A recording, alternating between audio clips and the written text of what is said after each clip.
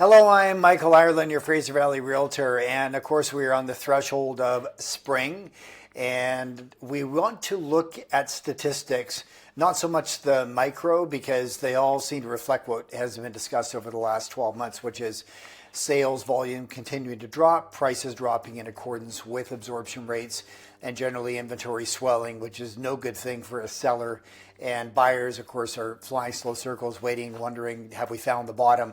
So we'll look at where we're at right now, macro, versus where we were every other time where we had these kind of inventories, where we had such low absorption, and how long it took the market to correct and find a bottom and, of course, turn the other way, so that people who are involved in the decision to buy or sell can determine the timing that's best for them. Of course, springtime will bring about a lot of activity, because that's traditionally, markets good or bad, is when most of the activity, I think 65% of it happens between the 1st of March and the end of June.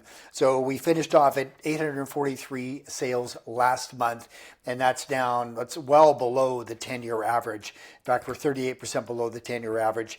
We have new listings came on at 2,796, and that adds to the existing inventory of 8,344. At these trends, we're probably going to be at listing inventory well above 10,000 when we have peak inventory here in about a month. So buyers who are sitting on the fence are going to have a lot of options to choose from. The sales to listing ratio, which is a very important metric to show you, all right, in a healthy market, we see maybe 30%, 40% of the absorption of inventory every month. We had 10%. And those are recession levels of sales. And so where I'm going with all this, anytime we have inventory where for every sale you have 2 new listings, for every sale you have a price reduction on an existing listing, you have a market it's involved in price discovery. And for sellers, what's very painful is, of course, accepting price versus eventually discovering price, if that makes sense. We have many sellers that would gaze back 6 months ago and go, oh, I wish I took that offer. So where does the market tell us it's headed?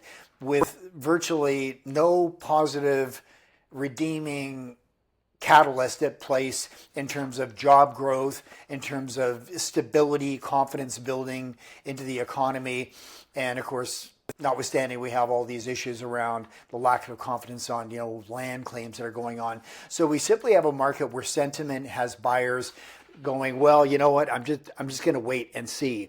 And even the ones that want to go ahead and act are finding themselves constrained by financing.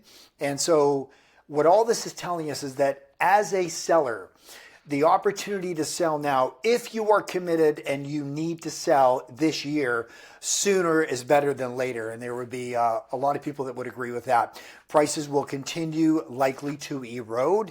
And anytime we saw data like this in the past, prices still had a clear 10% more to travel to find a foundation.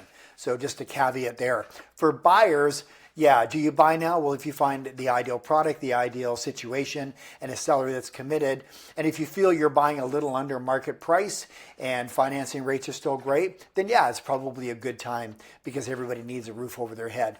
So if you're kind of wondering, what do you do with all this? Simply reach out to us. If we can help to put the information in place that allows you to feel comfortable and confident with the right decision, we're here to help. And so we'll keep you informed, but we are still in a buyer's market. I think everybody would agree on that, and that sellers need to start agreeing with buyers about what's really going on in this market. So looking forward, if we can help in any way, I can be reached at 604-999-8875. Thanks, and make it a great day.